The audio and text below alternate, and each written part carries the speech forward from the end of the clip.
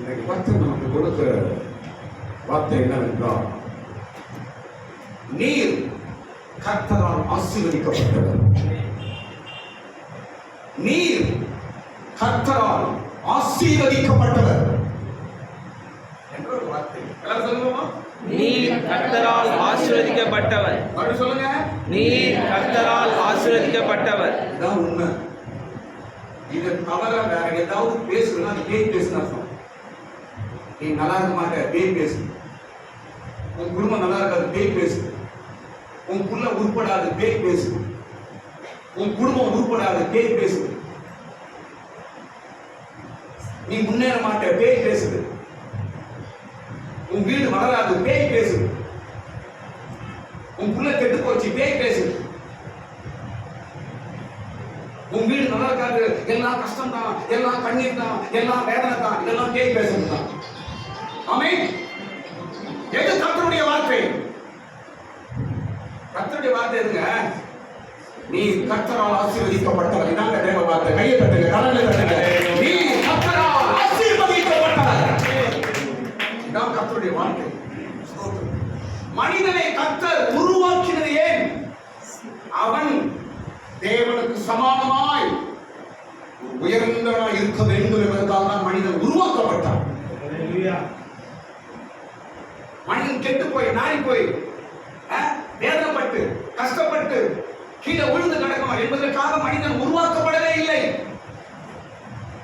மனிதன், தேவன் மனிதனை உண்டாக்கினது ஒரு உயர்ந்த நோக்கத்தினால் மனிதனை உண்டாக்கினார். காலங்கள் மாறலாம், ஆனால் தேவனுடைய மனது மாறாது. அல்லேலூயா. அருமையான ஒரு வார்த்தை இன்னைக்கு. நீ கர்த்தரால் ஆசீர்வதிக்கப்பட்டவர்.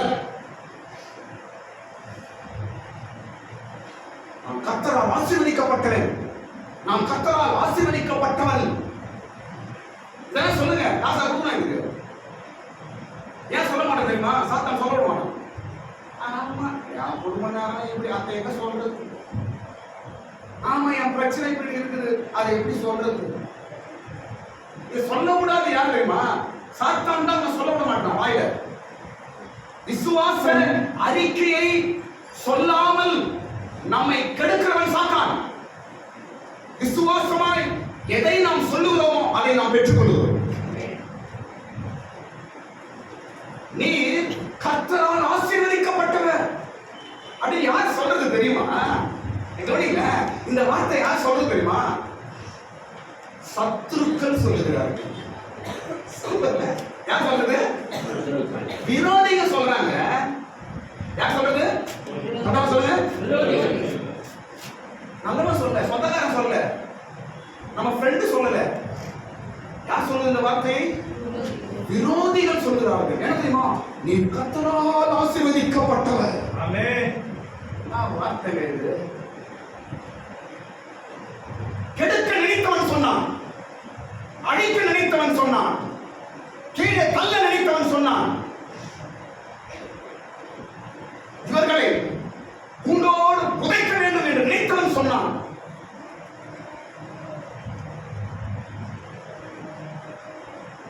இதுதான் கர்த்தர் நமக்கு செய்ய போகிற காரியம்.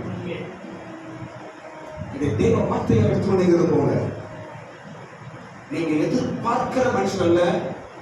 நல்லா கவனிங்க. நீங்க எதிர்பார்க்கிற மனுஷன் அல்ல, நீங்க நேசிக்கிற மனுஷன் அல்ல.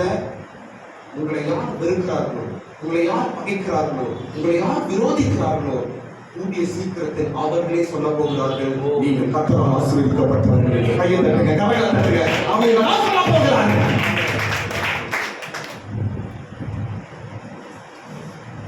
இதான் தேவ காரியம். இதான் தேவனுடைய காரியம். நம்ம நேசிக்கிறவங்க சொல்லலாம், ஏன் நம்ம கிட்ட பழகானே மொபைல் ஆட்சிக்காக கர்த்தரை ஆசீர்வதிக்கிறார். நம்ம யாருக்காவது உதவி பண்ணிருப்போம், அவங்க சொல்லலாம், ஒருவேளை எங்களுக்கு உதவி பண்ணாரு அதனால கர்த்தரை ஆசீர்வதிக்கிறார். நம்ம சொந்தக்காரன் சொல்லலாம், நம்ம சொந்தக்காராச்சு ஏதோ நினைச்சுட்டு போறாங்க, அவங்க என்ன சொன்னா அதனால கர்த்தரை ஆசீர்வதிக்கிறார். அதல்ல. யார் சொல்ல வேண்டும்? யார் சொல்ல வேண்டும்? எந்த வாயினால உன்னை விரோதித்து பகைத்து உன்னை வெறுத்து உனக்கு தீமை சொன்னானோ அவன் சொல்ல வேண்டும். அதான் தேவ காரியம். அவன் சொல்லணும். நீ கர்த்தரால் ஆசீர்வதிக்கப்பட்டவர். நான் நடக்கும்போது இந்த வார்த்தை ஈசாக்குக்கு சொல்லப்பட்டது. யார் சொல்லப்பட்டுச்சு? ஈசாக்குக்கு சொல்லப்பட்டது இந்த வார்த்தை. ஈசாக்கை வெறுத்தவர்கள், ஈசாக்கை பகைத்தவர்கள், ஈசாக்குக்கு விரோதமாய் காரியங்களை செய்தவர்கள் இந்த வார்த்தையை சொல்றாங்க. என்ன வார்த்தை சொல்றாங்க? நீ கர்த்தரால் ஆசீர்வதிக்கப்பட்டவர். ஆதியாகமம் 26ஆம் அதிகாரம், ஆதியாகமம் புஸ்தகம் 26ஆம் அதிகாரம் 29ஆம் வசனம். ஆதியாகமம் 26ஆம் அதிகாரம் 29ஆம் வசனத்துல கடைசி லைன்ல நீர் கர்த்தரால் ஆசீர்வதிக்கப்பட்டவராமே. சூப்பர் வேர்ட்ல என்ன போட்டுருக்கீங்க? நீர் கர்த்தரால் ஆசீர்வதிக்கப்பட்டவராமே. இங்க பத்தி நான் கேள்விப்பட்டோம்னா நீ கர்த்தரால் ஆசீர்வதிக்கப்பட்டவராமே. உன்னை பத்தி நிறைய பேர் சொல்றாங்கப்பா, நீ கர்த்தரால் ஆசீர்வதிக்கப்பட்டவராமே. சிஸ்டர், உங்களை பத்தி நிறைய பேர் சொல்றாங்க, நீங்க கர்த்தரால் ஆசீர்வதிக்கப்பட்டவராமே.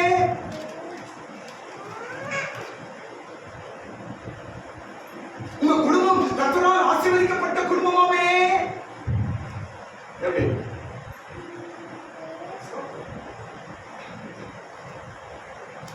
இதே காரியம் தான் கர்த்தர் நமக்கு செய்வது. நம்பிக்கையோடு போங்க, இந்த வார்த்தை அறிக்கையிடுங்க. நம்ம ஒன்றும் கெட்டு போறதுக்காக இயேசுகிட்ட வரல, நொந்து போறதுக்காக இயேசுகிட்ட வரல, அழிஞ்சு போவதுக்காக இயேசுகிட்ட வரல, கீழே விழுந்து தவிக்கிறதுக்காக இயேசுகிட்ட வரவில்லை. கட்டப்படுவதற்கும் உருவாக்கப்படுவதற்கும் மேன்மை அடைவதற்கும் நாம் இருக்கிறோம். ஆமென். ஸ்தோத்திரம். இது ஈசாக்குக்கு அவருடைய விரோதிகள் ஈசாக்கை பார்த்து சொல்ற வார்த்தை. ஆமென். ஈசாக்கின் விரோதிகள் ஈசாக்கை பார்த்து சொல்லப்பட்ட வார்த்தை என்ன வார்த்தை? நீர் கர்த்தரால் ஆசீர்வதிக்கப்பட்டவராமே. சரி, இப்போ ஒரு கேள்வி, எல்லாம் கவனி. ஏன் ஈசாக்கு கர்த்தரால் ஆசீர்வதிக்கப்பட்டவன்? ரிப்பீட் பண்றேன். ஏன் ஈசாக்கு கர்த்தரால் ஆசீர்வதிக்கப்பட்டவன்? ஏன்? நிறைய விஷயம் நீங்க சொல்லலாம், நிறைய விஷயம் சொல்லலாம். ஏன் தெரியுமா? ஒரே வார்த்தை தான். ஏன் தெரியுமா? அவன் ஆபிரகாமின் பிள்ளை, அவ்வளவுதான். ஏன் ஈசாக்கு ஆசீர்வதிக்கப்பட்டவன் என்ற கேள்விக்கு ஒரே பதில். என்ன பதில் அது? அவன் ஆபிரகாமின் பிள்ளை, அதனால் ஆசீர்வதிக்கப்பட்டவன். ஆமென். அவ்வளவுதான்.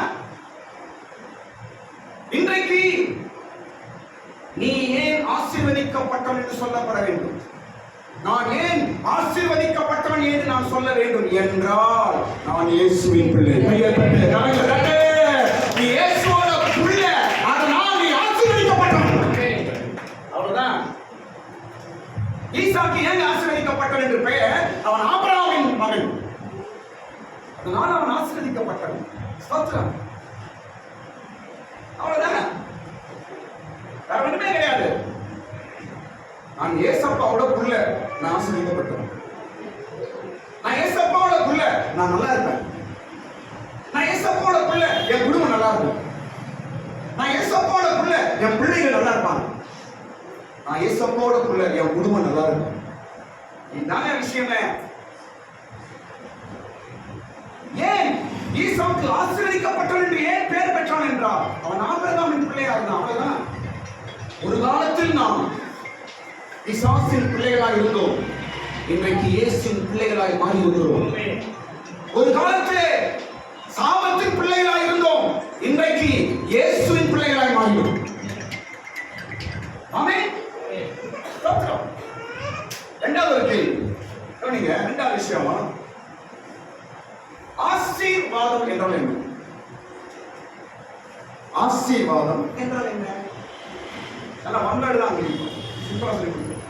ஆசீர்வாதம் என்றால், ஆசீர்வாதம் என்றால் தேவன் தன் ஆணையை நிறைவேற்றுவதுதான் ஆசீர்வாதம். தேவன் தன் ஆணையை நிறைவேற்றுவதுதான் ஆசீர்வாதம். அவ்வளவுதான். ஆசீர்வாதம் என்ன? ஆசீர்வாதம் என்ன? எப்படி வாங்குறது? என்ன இது ஆசீர்வாதம்னா? ரொம்ப சந்தோஷமா இருக்குது. மறுபடியும் பார்த்தா அது பெரிய மழை போல தெரியுது. எனக்கு கிடைக்குமா, எனக்கு கிடைக்குமா என்ற சந்தேகமும் வருது. ஆனா அது ஒரே பதில் தெரியுமா? ஆசீர்வாதம் என்றால் என்ன? தேவன் தன் ஆணையை நிறைவேற்றுவதுதான் ஆசீர்வாதம். ஆணை என்றால் என்ன? ஆணை என்றால் என்னங்க? ப்ராமிஸ், வாக்கு, வார்த்தை. என்ன வார்த்தை? நான் உன்னை ஆசீர்வதிப்பேன், உன் மூலமாய் உன் சந்ததியும் ஆசீர்வதிப்பேன் என்று கடவுள் கொடுத்த வாக்குதான் ஆசீர்வாதம். அவ்வளவுதான். பாருங்க, கடவுள் தன்னுடைய ஆணையை நிறைவேற்றுவதுதான் ஆசீர்வாதம். ஸ்தோத்திரம். யாரு கொடுத்த ஆணை இது? ஆபிரகாம் கொடுத்த ஆணை. ஸ்தோத்திரம். அதை நிறைவேற்றுவதுதான் ஆசீர்வாதம். ஸ்தோத்திரம். இன்னொரு விஷயம் சொல்றேன். கர்த்தர் ஆணையை நிறைவேற்றுவாரா இல்லையா? கர்த்தர் கொடுத்த ஆணையை நிறைவேற்றுவாரா இல்லையா? நிச்சயமா நிறைவேற்றுவார். ஏன்? அவர் மனிதன் அல்ல. சொல்லியும் செய்யாமல் இருப்பதற்கு மனிதன் அல்ல. ஒரு முறை சொன்னார்னா சொன்னதுதான். ஸ்தோத்திரம். யாருக்கு சொன்னார்? ஆபிரகாமுக்கு சொன்னார். அவருடைய சந்ததி நமக்கு ஆசீர்வாதம் நிச்சயமாக உண்டு. அவர் வாக்கை நிறைவேற்றுவதுதான் ஆசீர்வாதம். ஸ்தோத்திரம். சில வார்த்தை நான் நம்புறோம், கர்த்தரை ஜெபம் பண்ணிக்கிறோம், ஆண்டவரே இதை செய்வீரா? ஏற்ற வேலை வரும்போது கர்த்தர் அதை நமக்கு செய்வார், நிறைவேற்றுவார். அல்லேலூயா.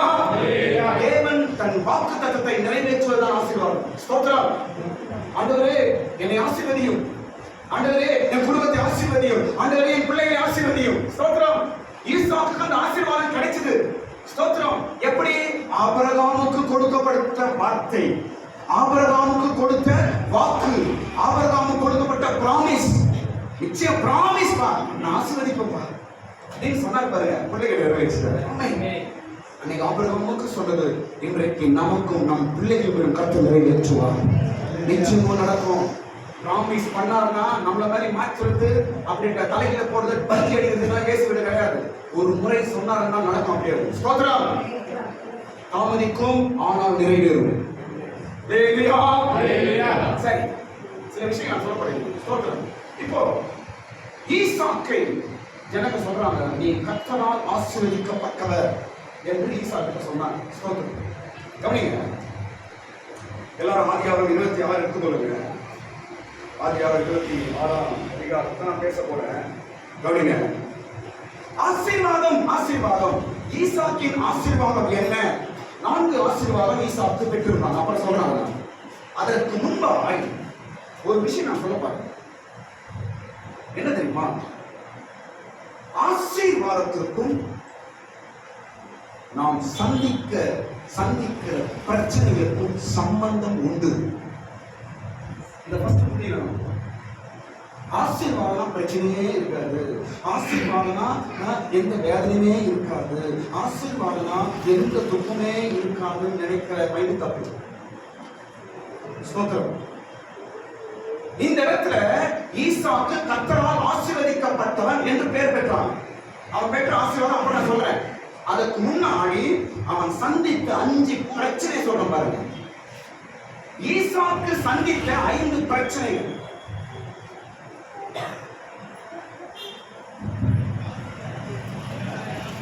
ஈசாக்கு சந்தித்த 5 பிரச்சனைகள். இந்த 5 பிரச்சனையும் கர்த்தர் ஆசீர்வாதத்தை அவனுக்கு கொடுத்த பிற்பாடு தான் வருது.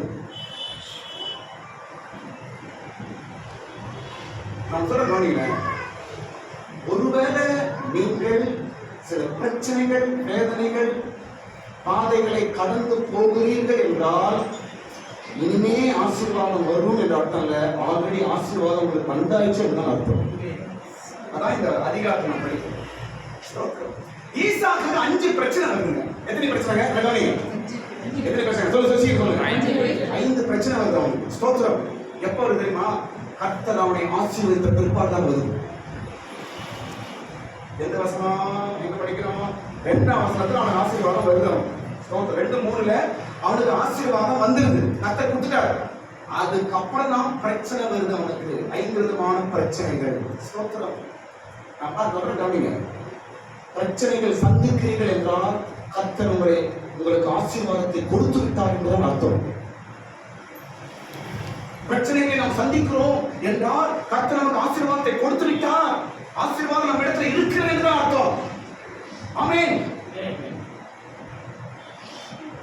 அதனால நான் சொல்ல பாருங்க, பிரச்சனையை பார்க்காதீங்க, ஆல்ரெடி கர்த்தர் உங்களுக்கு கொடுத்திருக்கிற ஆசீர்வாதத்தை பாருங்க.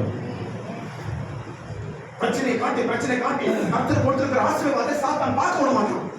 பிரச்சனையே பார்க்க வைக்கிறான். அவங்க பாரு இவங்க பாரு என்று அதை பார்க்க வைக்கிறான். ஆனால் கர்த்தர் உனக்கு கொடுத்திருக்கிற ஆசீர்வாதத்தை அவன் உன்னை பார்க்க விடாமல் தடுக்கிறான். ஸ்தோத்திரம். சரி, இப்ப ஈசாக்கு சந்தித்த 5 பிரச்சனை. என்ன பிரச்சனை? பிரச்சனைகளுக்கும் ஆசீர்வாதங்களுக்கும் சம்பந்தம் உண்டு. கர்த்தர் ஒரு பிரச்சனை அனுமதிக்கிறார் என்றால் அது உனக்கு ஆசீர்வாதமாக தான் மாறும். ஆமென். கர்த்தர் உனக்கு ஒரு வேதனை அனுமதிக்கிறார் என்றால் உனக்கு ஆசீர்வாதமாக தான் மாறும். கர்த்தர் உனக்கு ஒரு துக்கத்தை அனுமதிக்கிறார் என்றால் அது உனக்கு ஆசீர்வாதமாக மாறும். ஆமென். அதான் நம்முடைய விசுவாசம். ஆமென். ஸ்தோத்திரம். கவனிங்க, நான் சொல்ல கவனிங்க. கிறிஸ்துவ அல்லாதவர்கள் சந்திக்கிற பிரச்சனைகளுக்கும் கிறிஸ்தவர்கள் சந்திக்கிற பிரச்சனைகளுக்கும் வித்தியாசம் உண்டு. நல்லா புரிஞ்சு கொள்ளுங்க. உங்க வீடு பக்கத்துல இருக்கிறாங்க, அவங்க கிறிஸ்தவர் அல்ல, அவங்க பிரச்சனையில இருக்கிறாங்க. ஆனா நீயும் பிரச்சனையில போற. 2 ஒண்ணா? ஒருபோதும் ஒன்று அல்ல. அது வேற இது வேற. ஸ்தோத்திரம். எதற்காக சொல்லுவது என்றால் அவன் சந்திக்கிற பிரச்சனைக்கு பிரதிபலன் கிடையாது. நீ சந்திக்கிற பிரச்சனைகள் எல்லாமே ஆசீர்வாதமாய் மாறும். எல்லாம் கர்த்தர் அறிவார். அல்லேலூயா. அல்ல ஈசாக்கு ஆசீர்வதிக்கப்பட்டவன், ஆனால் 5 விதமான பிரச்சனை சந்திக்கிறான். நம்பர் 1, முதலாவது பிரச்சனை என்ன சந்திக்கிறான் தெரியுமா? முதலாவது பிரச்சனை ஆசீர்வதிக்கப்பட்டவன் தான். அவன் சந்திக்கிற முதல் பிரச்சனை பொறாமையை சந்திக்கிறான். 14ஆம் வசனத்துல அவன் என்ன சந்திக்கிறான்? சொல்லுங்க, சொல்லுங்க. பொறாமையை சந்திக்கிறான். ஜனங்கள் அவனை பார்த்து பொறாமைப்படுறாங்க. ஸ்தோத்திரம். இந்த பார்த்து யாரா பொறாமைப்படுறாங்க என்ன பாருங்க, நீங்க நல்லா இருக்கீங்க அர்த்தம். இதை பாருங்க. நீங்க பொறாமப்பட்டு நான் போய் நான் சொல்லவே சொல்லாத.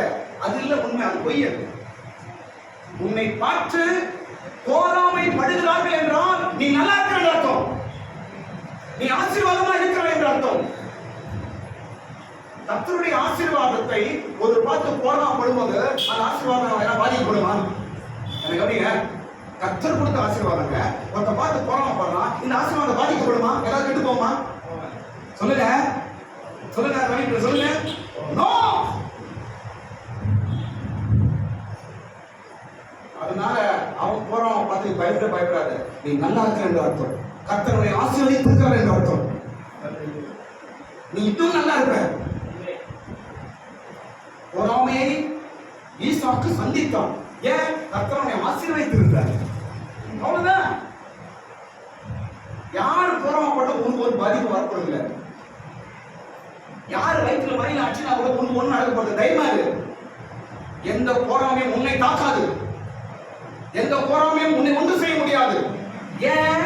இது கர்த்தர் கொடுத்த ஆசீர்வாதம். இது கர்த்தர் எனக்கு கொடுத்த ஆசீர்வாதம். ஒருவனும் பண்ண முடியாது. ஆனா நீ போய் மத்த பொறாமப்படாது. அவன் தான் பொறாமப்பட, நான் பொறாமப்படுறேன் அப்படி கேட்க பிடிச்சிருக்கு. நான் சொல்றேன் பாருங்க, கிறிஸ்தவர்கள் நீங்க நல்லா இருக்கணும் நினைக்கிறேன். பாருங்க, நீங்க நல்லா இருக்கணும்னா மற்றவங்களை நல்லா வாழ்த்து. நீங்க நல்லா இருப்பீங்க. இதான் கேஸ் நமக்கு சொல்லி கொடுக்குது. மற்றவங்களை பார்த்து நீங்க பொறாமப்பட்டீங்கன்னா நீங்க உருப்பட முடியாது. வாயில மற்றவங்களை குறித்து நல்லா சொல்லுங்க. நல்லா இருக்கட்டும், அவங்க நல்லா இருக்கட்டும், அவங்க ஜெபம் பண்ணணும், நல்லதா நீ வாயில சொல்லணும். அவங்க எந்த வார்த்தையை நாங்கள் வாழ்த்துகிறோயோ அந்த வார்த்தை முதல்ல உங்களுக்கு படிக்கும். நீ நல்ல வார்த்தையா சொல்லிட்டா உங்களுக்கு முதல்ல படிக்கும். ஆமென். நல்லா இருப்பீங்க. உங்களுக்காக ஜெபம் பண்றீங்க. கர்த்தர் ஆசீர்வதிப்பார் என்று சொல்லுங்கள். ஆமென். ஸ்தோத்திரம். ஈசாக்கு முதல் சந்தித்தது பொறாமையை சந்தித்தான். நீ நிறைய பொறாமை, நம்மளை பார்த்து, நம்ம குடும்பத்தை பார்த்து, நம்முடைய காரியங்கள் எல்லாம் பார்த்து, வீட்டை பார்த்து எல்லாரும் பொறாமை. ஸ்தோத்திரம். காரணம் தேவனுடைய ஆசீர்வாதம் இருப்பதினால் பொறாமை. இரண்டாவது காரியம், ஈசாக்கு சந்தித்த இரண்டாவது காரியம். ஈசாக்கு என்ன சந்திக்கிறார்? இரண்டாவது பிரச்சனை சந்திக்கிறார். என்ன தெரியுமா அது? அவனுக்கு விரோதமா கெடுதல் பண்ணுகிறாங்க. ஈசாக்கு விரோதமா என்ன பண்றாங்க? சொல்லுங்க. கெடுதல் செய்கிறார்கள். என்ன கெடுதல் செய்யறாங்க தெரியுமா? இவன் தோண்ட கிணறு மூடி, இவன் தோண்ட கிணறு எல்லாத்தையும் என்ன செய்யறாங்க? அவங்க மண்ணை போட்டு மூடிடுறாங்க. எவ்வளவு கெட்டாங்க, எவ்வளவு கெட்டாங்க. இதெல்லாம் ஈசாக்கு நடக்குது. ஏன்? கர்த்தரால் ஆசீர்வதிக்கப்பட்டவர். இப்படி பேசணும். அவன் போனவன் நீ கெட்டு போறது இல்லை, அவன் ஒரு விதமாய் கெடுதல் செய்து அவன் ஒன்றும் ஆக போறது இல்லை. காரணம் என்ன? நான் கர்த்தரால் ஆசீர்வதிக்கப்பட்டவன். ஏன் இந்த பிரச்சனை ஈசாக்குக்கு? அவன் கர்த்தரால் ஆசீர்வதிக்கப்பட்டவன். அதனாலதான் எனக்கு ஏன் பிரச்சனை வருது தெரியல. அவங்களாம் நல்லா இருக்கிறாங்க, இவங்களாம் நல்லா இருக்கிறாங்க, அவங்களாம் நல்லா இருக்கிறாங்க, எனக்கு மட்டும் ஏன்? நீ கர்த்தரால் ஆசீர்வதிக்கப்பட்டவள். இத சொல்லு. நான் நல்லா இருக்கிறது பிடிக்கல, நான் நல்லா புடவை கட்டுறது பிடிக்கல, நான் பவுடர் போடுறது பிடிக்கல, நான் நல்ல செருப்பு போடுறது பிடிக்கல, நான் வெளியே போறது பிடிக்கல. இத பேசாத. நீ பேசுறது என்ன தெரியுமா? நான் கர்த்தரால் ஆசீர்வதிக்கப்பட்டிருக்கிறேன். ஆமென். ஹalleluya. கெடுதலை நினைக்கிறார், கெடுதல் செய்கிறார்கள், நினைப்பதில் கெடுதல் செய்கிறாங்க.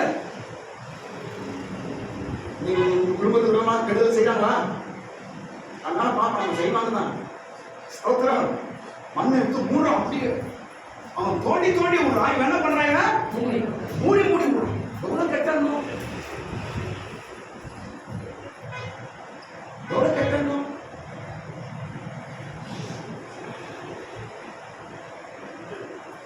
தவறு. ஸ்தோத்திரம். நம்ம அப்படியே செய்வாங்க. நம்ம செய்யவே கூடாது. ஸ்தோத்திரம். ஈசாக்குக்கு பாருங்க என்ன பண்றாங்க? என்ன போட்டு மூடி விடுறாங்க, மண்ணை போட்டு மூடி விடுறாங்க. அப்படியே ஸ்தோத்திரம். அவன் தொடர்ந்த அவன் தோண்டின எல்லா துறவுகளையும் மண்ணினால் மூடி போடுகிறார்கள். சந்திக்கிறான். ஸ்தோத்திரம். அவன் கர்த்தரால் ஆசீர்வதிக்கப்பட்டான். இதெல்லாம் உங்க வாழ்க்கையில் நடந்ததுன்னா நீங்க பயப்படாதீங்க, அதை பத்தி யோசிக்காதீங்க. நீங்க சொல்ல வேண்டிய ஒரே வார்த்தை, நான் கர்த்தரால் ஆசீர்வதிக்கப்பட்டவன். இதெல்லாம் சொல்லணும். மூன்றாவது பிரச்சனை, ஈசாக்கு சந்திச்ச மூன்றாவது பிரச்சனை பாருங்க. மூன்றாவது பிரச்சனை சந்திக்கிற ஈசாக்கு. முதல் பிரச்சனை என்ன? முதல் பிரச்சனை சொல்லுங்க. இரண்டாவது கெடுதல். மூணாவது என்ன தெரியுமா? கர்த்தரால் ஆசீர்வதிக்கப்பட்டவரே. ஆசீர்வாதம் கவனிங்க. ஆசீர்வாதம் வீடு வாசல் எல்லாம் வந்துடும், நல்லா இருக்கும். கரெக்ட் தான், இல்லைன்னு சொல்ல. அதோடு கூட இப்படி சில காரியங்களும் வரும். பயப்படாதீங்க. ஆசீர்வாதம் என்ன சொல்லுங்க? சொல்லுங்க. இதுல ரெண்டு வார்த்தை தெரியுமா? ஆசீர் அப்புறம் ஆசீர். இது ரெண்டும் சேர்ந்து ஆசீர்வாதம். ஆசீரும் இருக்கும், அதோட சேர்ந்து பாதமும் வரும். சூப்பர்ல. பாதத்தை மாத்தி போட்டு வரும் ஆசீர் அப்படின்னா ஒரு இல்லை, அந்த பேருக்கு மதிப்பே இல்லை. அப்படிதானங்க? ஒரு ஆசீர் சொல்லுங்களா? அந்த பேருக்கு மதிப்பு எது வந்தா மதிப்பு? எது வந்தா மதிப்பு? வாதம் கூட வரணும். வாதமும் வரும். போறாம கெடுதல் இதெல்லாம் சேர்ந்தாடா ஆசீர்வாதம். கர்த்தரோடு கூட இருக்கிறார். ஈசாக்கு சந்தித்த மூன்றாவது பிரச்சனை தெரியுமா? மூன்றாவது பிரச்சனை தெரியுமா? வாக்குவாதத்தை சந்தித்தோம். என்ன சந்திக்கிறாரு? வாக்குவாதத்தை சந்திக்கிறோம். 20-21 ரெண்டு வசனத்துல நம்ம பார்க்கிறோம். என்ன சந்திக்கிறார் அவரு? வாக்குவாதத்தை சந்திக்கிறார். வாக்குவாதம் பண்றாங்க வந்து அவங்க கிட்ட. வாக்குவாதம் பண்ணாங்க. ஸ்தோத்திரம். தானே இப்படியா அப்படியா அப்படியா இப்படியா என்று சொல்லி அவரிடத்துல வாக்குவாதம் செய்கிறார்கள். இப்படி வராங்க வாக்குவாதம் பண்றாங்க. வாக்குவாதம் என்ன சொல்லுங்க? வாக்குவாதம் என்னங்க? சண்டை. வாக்குவாதம் ஐயா சண்டை. வாக்குவாதம் என்ன? சண்டை ஒரு பகுதி தான். சொல்றது ஏத்துக்க மாட்டாங்க. நம்ம சொல்றத ஏத்துக்க மாட்டாங்க. பேசினே இருப்பாங்க. வாக்குவாதம். நீ பேசத்தான் எதிர்த்து அது ஏற்ற மாதிரி. ஸ்தோத்திரம். ஈசாக்கு எப்படிதான் வாக்குவாதம் பண்ணினார்கள். எதையும் நல்ல வார்த்தை எடுத்துக்கொள்ளல, எதையும் அவர்கள் வார்த்தையை சகிக்கல. ஸ்தோத்திரம். அவன் வார்த்தையை சந்தோஷமா ஏற்றுக்கொள்ளவில்லை. என்ன பண்றாங்க? அதுக்கு பதிலாக வாக்குவாதம் பண்ணினார்கள். காரணம், ஈசாக்கு கர்த்தரால் ஆசீர்வதிக்கப்பட்டவனாய் இருந்தான். சும்மானா ஒரு நல்ல வார்த்தை பேசலாம் போனா அவன் சங்கம். என்ன எப்படி இருக்கீங்க, நல்லா இருக்கீங்களான்னு கேட்கத்தான் நீங்க போயிருப்பீங்க.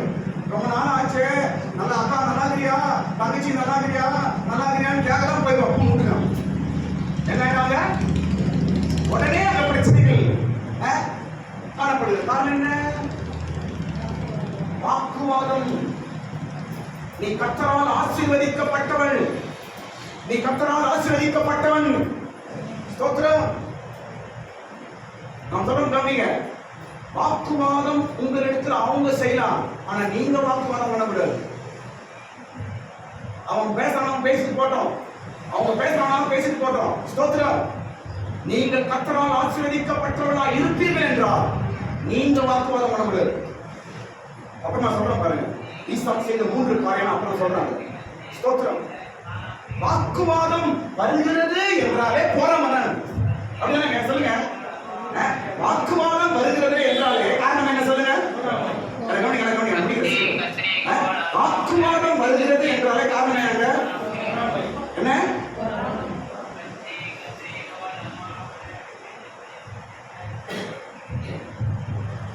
வாக்குவாதம் ரொம்ப ஆபத்து.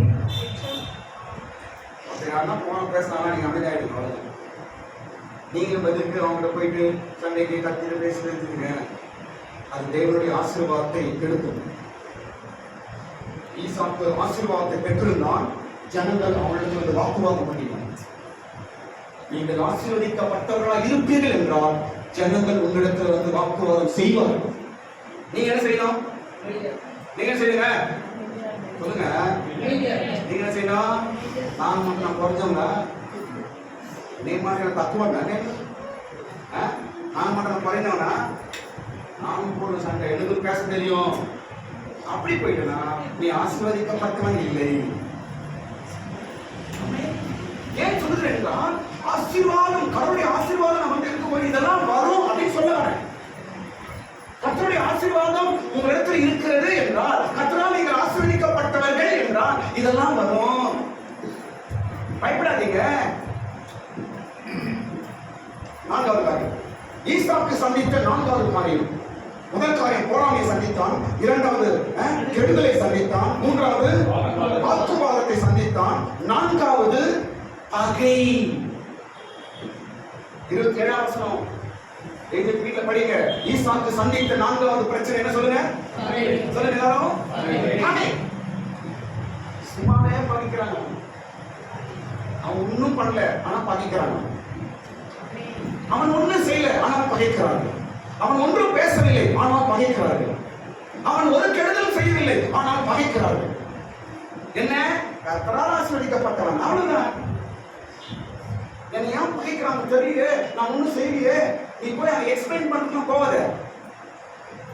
நாம் எதை எடுத்து சொன்னாலும் நாம் நீதிமானாய் மாற முடியாது. நல்லா புரியுங்க. உங்களுக்கு தேவையில்லாம உங்களை பகைக்கிறார்கள் என்றதான் புரியுங்க. தேவையில்லாமல் உங்களை ஒருத்தர் பகைக்கிறார்கள் என்றால் அவங்க கிட்ட போயிட்டு உன் நீதி போய் எவ்வளவுதான் சொன்னாலும் வேலைக்கு ஆகாது. நீ எவ்வளவுதான் சொன்னாலும் அது வேலைக்கு ஆகாது. கர்த்தருக்கு ஸ்தோத்திரம்.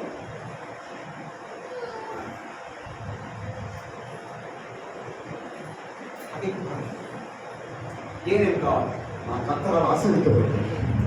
இதான் மீனிங். நான் கர்த்தரால் ஆசீர்வதிக்கப்பட்டேன், அதனால் பகைக்கிறார்.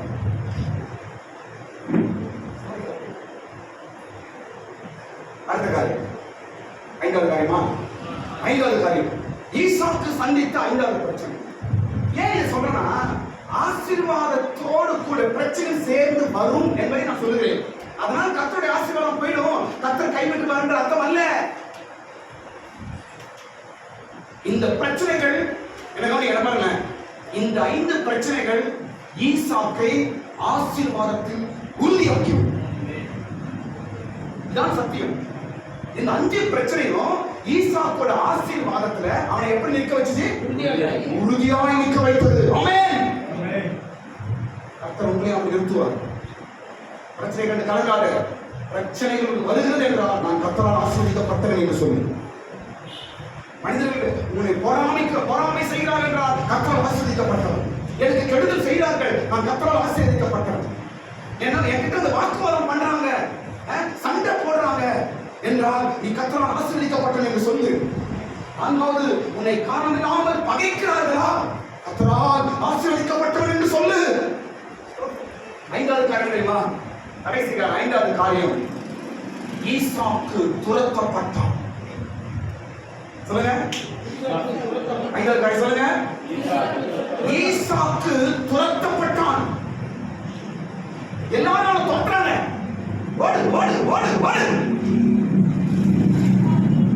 தோற்றாங்க. எல்லாரும் நிக்காத நிக்காத, எங்க இடத்துல நிக்காத, எங்க ஊர்ல இருக்காத, இங்க இருக்காத, இங்க இருக்காத, போ போ போ போ.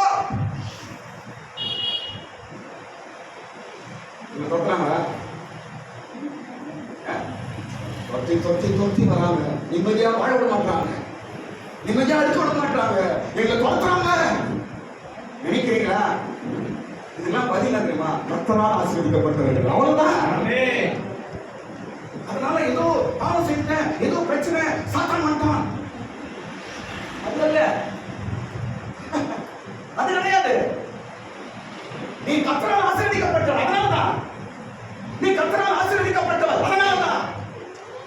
நீ கர்த்தரால் ஆசீர்வதிக்கப்பட்டவன், அதனாலதான். இன்றைக்கு பல பிரச்சனைகள் நம்மை துரத்துகிறது. இன்றைக்கு பல மனுஷர்கள் துரத்துறாங்க, துரத்தி துரத்தி துரத்துறாங்க. ஈசாக்கை துரத்துறாங்க. எத்தனை இடத்தை துரத்துறாங்க தெரியுமா? எத்தனை இடத்தில் ஈசாக்கை துரத்தினார்கள் தெரியுமா?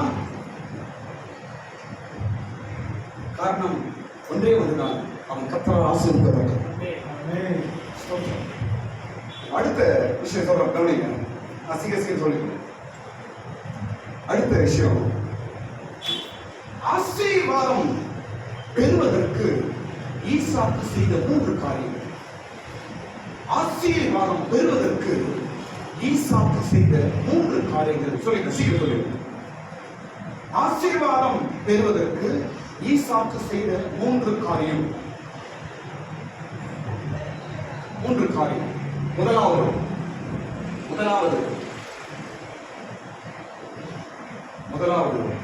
விதைத்தான். எல்லாரும் சொல்லுங்க, விதைத்தான். எப்படி ஈசாக்கு ஆசீர்வதிக்கப்பட்டான் என்று பேர் வாங்கினான் தெரியுமா? அவன் விதைத்தான். விதைப்பு நமக்கு எப்பொழுதும் ஆசீர்வாதத்தை கொண்டு வரும்.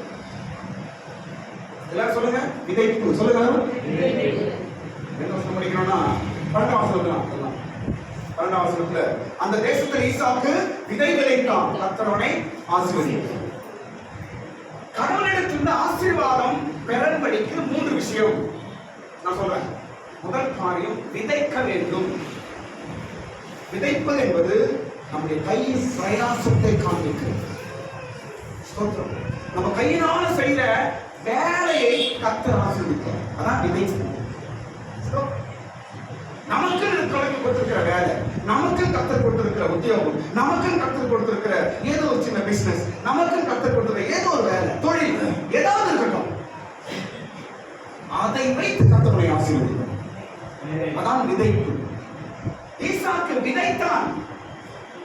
ஸ்தோத்திரம்.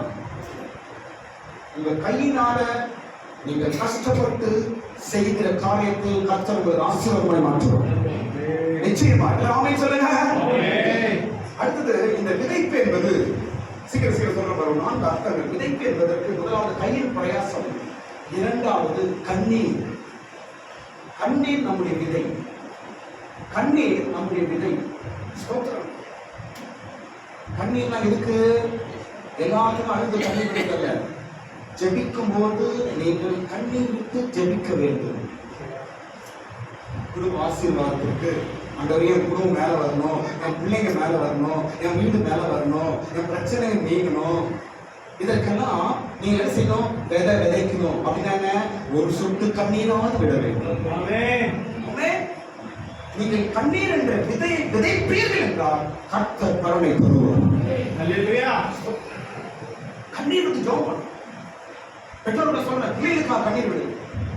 குடும்ப பிரச்சனைக்காக கண்ணீர் விடுங்க. குடும்ப கஷ்டத்துக்காக கண்ணீர் விடுங்க. குடும்ப வளர்ச்சிக்காக கண்ணீர் விடுங்க. உங்க கண்ணீர் சாதாரணதல்ல, கர்த்தர் அதை விதையால் பார்க்கிறார். மூன்றாவது, இந்த விதை என்பது கவனிங்க. மூன்றாவது விதை என்பதற்கு மூன்றாவது அர்த்தம் தெரியுமா? நாம் தேவனுக்காக கொடுக்கிற காணிக்கை விடுவது. கடவுளுக்காக நாம் கொடுப்பது அது என்னது சொல்லுங்க? விதை. காணிக்கை போடணும்.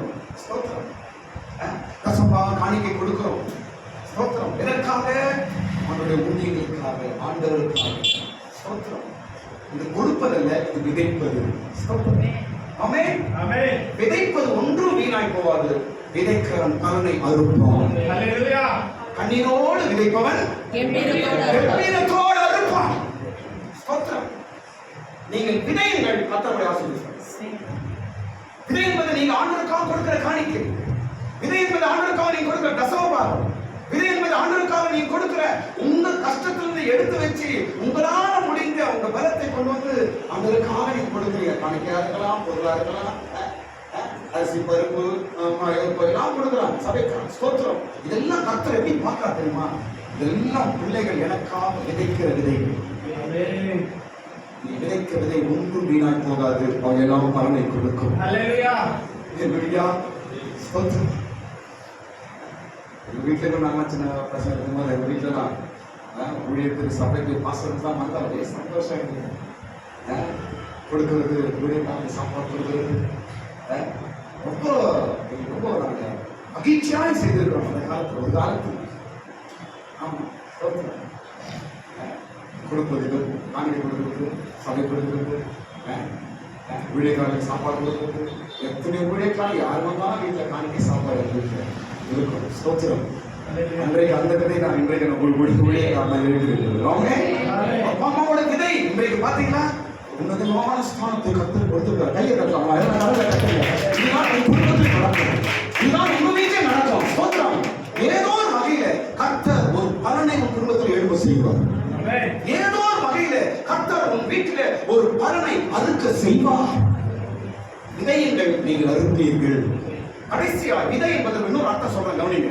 ஈசாக்கு விதைத்தான், கர்த்தர் ஆசீர்வதித்தார். விதை என்பதற்கு 4 அர்த்தம் சொன்னேன். 1 கையின் பிரயாசம், 2வது கண்ணீர், 3வது காணிக்கை என்று சொன்னேன். 4வது விதை என்றால் தேவ வசனம். விதை என்றால் என்ன? எந்த அளவுக்கு நாம் வசனத்தை நேசித்து வசனத்தை நாம் நேசிக்கிறோமோ அந்த அளவுக்கு கர்த்தரை ஆசீர்வதிப்பார். ஆமென். வசனத்தை விதைக்கணும். ஸ்தோத்திரம். வசனத்தை விதைக்கணும் அப்படின்னா என்ன அர்த்தம்? பாருங்க, வசனத்தை விதைப்பது அர்த்தம் தெரியுமா? பிரச்சனை நேரத்தில், சூழ்நிலை நேரத்தில் கர்த்தரிடத்துல வசனத்தை கேட்டு வாங்கி அந்த வசனத்தை வாங்கி சொல்லணும். அதான் விதைப்பது. எந்த அளவுக்கு நீங்க வசனத்தை வாயில சொல்றீங்களோ அந்த அளவுக்கு வசனத்தை விதைக்கிறீர்கள் என்றார். ஆமென். வசனத்தை வாயில சொல்லணும். பிள்ளைங்க பாருங்க, சின்ன பசங்க வசனத்தை சொல்றாங்க. அருமையான பழக்கம். உங்க வீடுகளிலும் பிரச்சனை வருதா, கர்த்தருடைய வசனம் ஏதாவது சொல்லுங்க. ஆண்டவர் ஞாபகப்படுத்த வசனத்தை பேசுங்க. கண்ணீரின் பாதை, சோதனை, கஷ்டங்கள், சூழ்நிலை, குடும்பத்துல பிரச்சனை, பிள்ளைகள் சூழ்நிலை, ஏதாவது பயப்படாதீங்க. அந்த நேரத்தில் நீங்க செய்ய வேண்டிய ஒரே காரியம் என்ன தெரியுமா? வசனத்தை விதைத்து விடு. அந்த விதை உனக்கு பலனை கொடுக்கும். அந்த நேரத்தில் வேற ஏதோ பேசாத. கோபத்தில் பேசுறது, வைராக்கியத்தில் பேசுறது, சண்டையில பேசுறது, கெட்ட வார்த்தை பேசுறது, தயவு செய்து அந்த நேரத்தில் அந்த வார்த்தையில பேசாதீங்க. அது மாதிரி நேரத்தில் வசனத்தை பேச பழகுங்க. பிரச்சனை வரும்போது பிரச்சனை கண்டு தேவையில்லாத பேச வேண்டாம். வசனத்தை பேசுவோம். கர்த்தர் விதையை ஆசீர்வதிப்பார். இரண்டாவது, ஈசாக்கு ஆசீர்வாதத்திற்காக செய்த 3 காரியம் செய்றாரு. ஒன்று விதைத்தான், இரண்டாவது வெட்டினான். முதலாவது விதைத்தான், இரண்டாவது வெட்டினான். என்ன வெட்டினா? மூடின கிணறெல்லாம் மறுபடியும் வெட்டினான். மூடப்பட்ட கிணறெல்லாம் மறுபடியும் தோண்டினான், வெட்டி தோண்டினான். அதெல்லாம் கர்த்தரை ஆசீர்வதிக்கிறார். ஸ்தோத்திரம். மூடப்பட்டது மறுபடியும் தோண்டப்பட வேண்டும். ஸ்தோத்திரம். இல்ல பாருங்க, எந்த விஷயத்திலும் நாம் மூடுகிறவனா இருக்கக்கூடாது, தோண்டி எடுக்கிறவனா நாம் இருக்கிறது.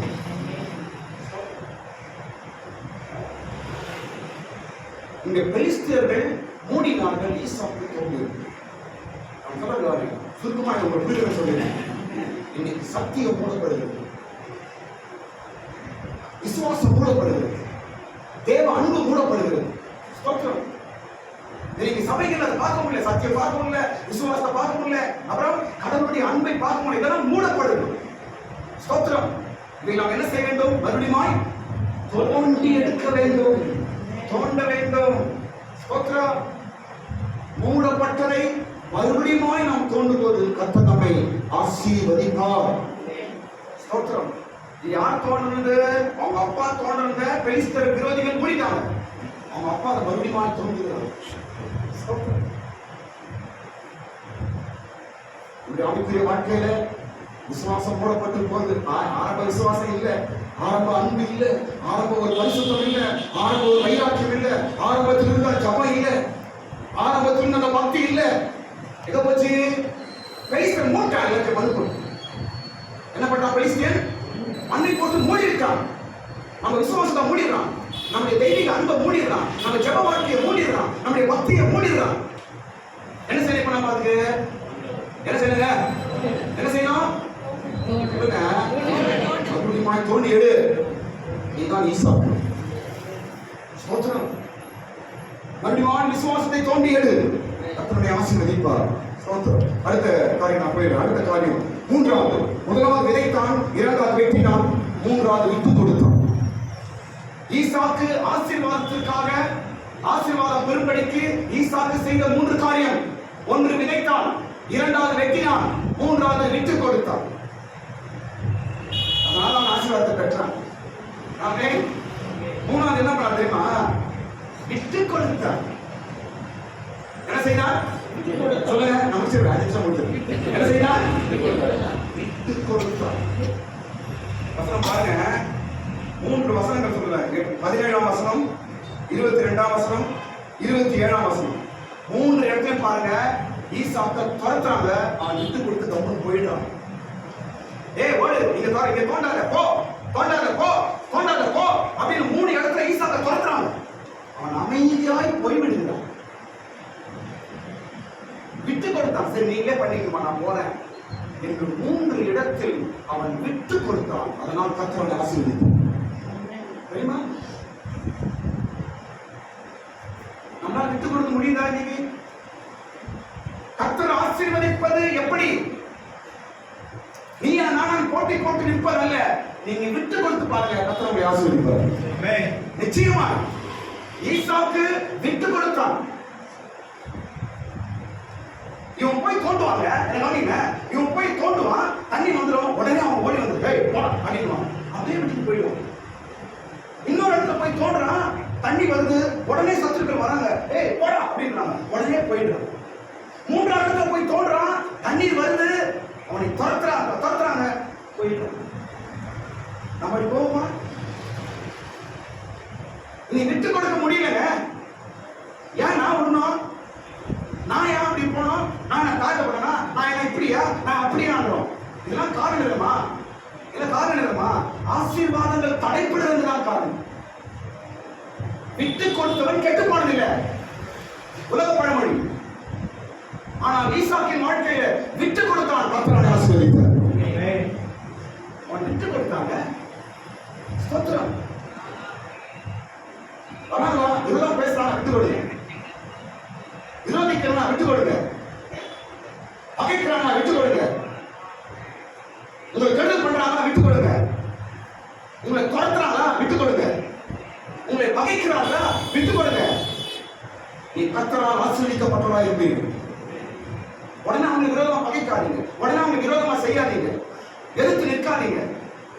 பழிக்கு பழி வாங்காதீங்க. விரோதமா பார்க்காதீங்க. ஸ்தோத்திரம். நீங்க கர்த்தரால் ஆசீர்வதிக்கப்பட்டவராய் இருப்பீர்கள். ஆமென். ஈசாக்கோட ரகசியம் என்னங்க? ஆபிரகாமின் ஆசீர்வாதம் புருஷன் யாருக்கு வந்துச்சு? ஈசாக்கு தான் வந்தது. ஆசீர்வாதத்தின் முழு உருவமாய் ஈசாக்கு இருந்தான். காரணம், பெலிஸ்தர்களுக்கு விரோதிகளுக்கு அவன் விட்டு கொடுத்தான். ஒண்ணுமே ஆகாது. பயப்படாதீங்க. யாரும் ஒரு தாயை எடுத்து போடுவதில்லை. விட்டு கொடுங்க. கர்த்தர் பார்த்துக் கொள்வார். எல்லாம் சொல்லுங்க. கர்த்தர் சொல்லுங்க. கர்த்தர் பார்த்துக் கொள்வார் என்று விட்டு கொடு. கர்த்தர் உன் பட்சத்தில் இருப்பார். ஈசாக்கை போல நீ ஆசீர்வதிக்கப்பட்டவனா இருக்க வேண்டுமா? நீ விட்டு கொடு. கர்த்தர் உன் பட்சத்தில் இருப்பார். பாருங்க, ஈசாக்கு விட்டு கொடுத்ததுனால ரெண்டு விஷயம் நடந்தது. புரியுங்க? ஈசாக்கு விட்டு கொடுத்தான். ரெண்டு விஷயம் நடந்தது. ஒன்று, அது வரைக்கும் அவனிடத்துல வாக்குவாதம் பண்ணினவர்கள் இவன் விட்டு கொடுத்த பிற்பாடு வாக்குவாதம் பண்றது. சூப்பர். இந்த பட்சி பாருங்க. நீங்க அந்த வசனம் 27 வசனத்தை படிச்சுக்காரு. அது வரைக்கும் வாக்குவாதம் பண்றாங்க. அது முன்னாடி 2 வசனத்து வரைக்கும் அவங்க கிட்ட வந்து வாக்குவாதம் பண்றவங்க எப்போ இவன் விட்டு கொடுத்துட்டு போனானோ அதுக்கப்புறம் இவங்க கிட்ட வந்து வாக்குவாதம் பண்ணியும். பாத்தீங்களா? இதான் ரகசியம். நீ விட்டு கொடுத்து பாருங்க, உன்னை பகைக்கிறவனு கூட அமைதியாயிடும். நீ விட்டு கொடுத்து பாருங்க, உங்ககிட்ட வாக்குவாதம் செய்கிறவர்களும் அமைதியாக நின்று விடுவார். நம்ம ஏட்டிக்கு போட்டு நிற்கும் போதும் பிரச்சனை. ஸ்தோத்திரம். ஈசாக்கின் ஆசீர்வாதம் நமக்கும் உண்டு. நாமும் ஆபிரகாமின் பிள்ளைகள் அல்லவா? ஆமென். உங்களுக்கும் ஆசீர்வாதம் உண்டு. நீ கர்த்தரால் ஆசீர்வதிக்கப்பட்டவர். ஸ்தோத்திரம். விதையுங்கள், தோண்டுங்கள், விட்டுக் கொடுங்கள். ஈசாக்கு விட்டு கொடுத்தனால் முதலாவது என்ன ஆச்சாங்க? வாக்குவாதம். அவர்கள் யாரும் பண்ணா போயிட்டாங்க, கவனம் விட்டாங்க. அது வரைக்கும் வாக்குவாதம் பண்ணார்கள். அவங்க என்ன செய்யல? இன்னொரு காரணம் இருக்கு பாருங்க. இன்னொரு காரணம் இருக்கு. இவன் விட்டு கொடுத்ததினால் கர்த்தர் அவனோடு பேசினார். அடுத்த வருஷம் கீழே படிக்க போயிருங்க. அங்கதான் கர்த்தர் பேசுறார் அவங்கிட்ட. ஸ்தோத்திரம். விட்டு கொடுக்கும் போது கர்த்தர் பேசுவார். விட்டு கொடுக்கும் போது கர்த்தர் உன்னோடு இருப்பார். விட்டு கொடுக்கும் போது கர்த்தர் உன்னோடு பேசுவார். ஆமென். எப்ப கர்த்தர் பேசுறாரு? எப்ப கடவுள் பேசுறாருங்க? விட்டு கொடுக்கும் போது கர்த்தர் உன்னோடு பேசுவார். தெரியுமா? என்ன பேசுறாருமா? பயப்படாத, நான் கூட இருக்கிறேன், நான் உன்னை ஆசீர்வதிப்பேன். சூப்பர் பாரு. எப்போ? அவன் விட்டு கொடுக்கும் போது. ஸ்தோத்திரம். ஆனா நீ இப்ப போட்டி நீயா நான் அப்படின்னு சண்டைக்கு சண்டை நின்னு பாருங்க. கர்த்தர் எப்படிங்க பேசுவாரு? எப்படி ஆண்டவர் பேசுவார்? எப்படி நம்ம பட்சத்தில் நிற்பார்? நிற்கவே மாட்டார். ஸ்தோத்திரம். இதெல்லாம் ஆசீர்வாதத்தின் ரகசியம். ஆசீர்வாதத்தை பெறக்கூடிய ரகசியங்கள். ஸ்தோத்திரம். நீ வேலை செய்யற இடமா இருக்கட்டும், குடும்பமா இருக்கட்டும், சொசைட்டியா இருக்கட்டும், சொந்த பந்தமா இருக்கட்டும், நீ வேலை செய்யற இடமா இருக்கட்டும், பிசினஸ் ஸ்பாட்டா இருக்கட்டும், எந்த இடமா இருந்தாலும் பரவாயில்ல, இயேசுவின் நாமத்தினால காரியங்களை நீ விட்டு கொடு. ஒருபோது பயப்படாத. விட்டு கொடுத்தா இப்படி ஆயிடுமா? விட்டு கொடுத்தா என் தலைமையில ஏறிடுவானா? அவன் தலைமையில என்ன பண்ண போறான்? முடிய எப்படி போறான்? ஒன்னும் ஆக போறது. ஸ்தோத்திரம். ஒன்னும் ஆக போறது. ஏனென்றால் நமக்கு வருவதும் நம்மை விட்டு போவதும் கர்த்தர் கொடுப்பது நமக்கு. விசுவாசம் இருக்குதா? எல்லாமே என் தேவன் எனக்கு கொடுப்பது. ஸ்தோத்திரம். அதனால் ஈசாக்கு விட்டு கொடுத்தான். அவனுக்கு 2 நன்மைகள் நடந்தது. சரி, இப்ப கடைசியா 2 நிமிஷம் ஈசாக்கு என்னென்ன ஆசீர்வாதத்தை பெற்றிருந்தான்? 4 விஷயம் சொன்னா பாருங்க. சீக்கிரம் சொல்லிடுறேன். எந்த வசனம் என்றால் 2-3 வசனத்தில் எழுதியிருக்கிறது. ஈசாக்கின் 4 ஆசீர்வாதங்கள். ஆசீர்வதிக்கப்பட்டவரே என்று அவருடைய விரோதிகள் ஈசாக்கை பார்த்து சொன்னாங்க. அப்படின்னா ஈசாக்கு என்ன ஆசீர்வாதம்? அவன்கிட்ட 4 ஆசீர்வாதம் இருக்குது. அவன்கிட்ட 4 விதமான ஆசீர்வாதங்கள் இருந்தது ஈசாக்கு இடத்தில். 2ஆம் வசனம், சாரி 12ஆம் வசனமும் 13ஆம் வசனம் 2 வசனத்தில் இருக்கிறது. நான் சொல்றதெல்லாம் முதலாவது அவனுக்கு ஐஸ்வர்யம் இருந்தது. சொல்லுங்க, ஐஸ்வர்யம். ஸ்தோத்திரம். கர்த்தரால் ஆசீர்வதிக்கப்பட்டவர் என்று ஈசாக்கு சொல்லும் போது அவனுக்கு என்ன இருந்துச்சுங்க? ஐஸ்வர்யம். ஸ்தோத்திரம். கர்த்தர் ஐஸ்வரியத்தை கொடுக்கிறவர். ஸ்தோத்திரம். ஐஸ்வரியத்தை கொடுப்பார். நீங்க விதைங்க, கர்த்தர் கொடுப்பார். ஸ்தோத்திரம். தேவைகளை கொடுப்பார், பணம் கொடுப்பார், ஆஸ்தி கொடுப்பார், வீடு கொடுப்பார், எல்லாம் கொடுப்பார். ஸ்தோத்திரம். ஈசாக்கின் முதல் ஆசீர்வாதம் ஐஸ்வரியம். இரண்டாவது ஆசீர்வாதம் என்னமா? விருத்தி அடைந்தான். என்ன ஆயினான்? விருத்தி அடைந்தான். அர்த்தம் என்ன? அவன் டெவலப் ஆனான். கர்த்தருடைய ஆசீர்வாதம் நம்மையும் நம்ம பிள்ளைகளையும் குடும்பத்தையும் டெவலப் ஆக்கும். ஸ்தோத்திரம். ஐஸ்வர்யம் உண்டாகும். இரண்டாவது விருத்தி அடை செய்யும். ஸ்தோத்திரம். நீங்க ஒரு வேலை செய்யலாம், அந்த வேலையில உங்களுக்கு டெவலப்மெண்ட் உண்டாகும். நீங்க ஒரு தொழில் செய்யலாம், அந்த தொழில ஒரு டெவலப்மெண்ட் உண்டாகும். நீங்க ஒரு காரியம் செய்றீங்கன்னா அந்த காரியம் ஒரு விருத்தி டெவலப் ஆகும். ஸ்தோத்திரம். இதெல்லாம் காரணம் என்ன? கர்த்தருடைய ஆசீர்வாதம். கர்த்தருடைய ஆசீர்வாதத்தை பெற்றவர்களுக்கு இதெல்லாம் நடக்கும். ஆமென் சொல்லுங்க. ஹல்லேலூயா. மூன்றாவது காரியம் தேவனுடைய ஆசீர்வாதத்தை பெற்ற ஈசாக்கு இருந்த மூன்றாவது காரியம் தெரியுமா? அவன் பெரியவனாய் இருந்தான். அவன் எப்படி இருந்தான்? பெரியவனாய் இருந்தான். ஸ்தோத்திரம். எல்லா விஷயத்திலும் அவன் பெரியவனாய் இருந்தான். ஸ்தோத்திரம். பெரிய மனுஷனா இருந்தான். நல்ல ஒரு பொசிஷன்ல இருந்தான். நல்ல ஒரு வேகத்தில் வைத்திருந்தார். ஸ்தோத்திரம். நான்காவது ஆசீர்வாதம் தெரியுமா? நான்காவது ஆசீர்வாதம் மற்றவர்களை பார்க்கிலும் வளர்த்து இருந்தான். மற்றவர்களை பார்க்கிலும் வளர்த்து இருந்தான் ஈசாக். இதான் ஈசாக்கின் 4 ஆசீர்வாதம். நீ கர்த்தரால் ஆசீர்வதிக்கப்பட்டவரே என்று சத்துருக்கள் ஈசாக்கை பார்த்து சொன்னார்கள். ஸ்தோத்திரம். இந்த நாளிலே அதே வார்த்தையை இந்த காலையில கர்த்தர் நமக்கு கொடுக்கிறார். ஸ்தோத்திரம். நமக்கு கொடுக்கிறார். நீங்கள் கர்த்தரால் ஆசீர்வதிக்கப்பட்டவர்கள். நீங்கள் கர்த்தரால் ஆசீர்வதிக்கப்பட்டவர்கள். தேவ ஆசீர்வாதம் நமக்கு உண்டு. கர்த்தருடைய ஆசீர்வாதத்தை நம்மளுக்கு நிறைவேற்றுகிறார். எல்லாரும் கண்கள் ஜாப் பண்ணி முடிப்போம். ஸ்தோத்திரம். தேவன் நம்மோடு கூட பேசுகிறார். கர்த்தர் நம்மோடு கூட பேச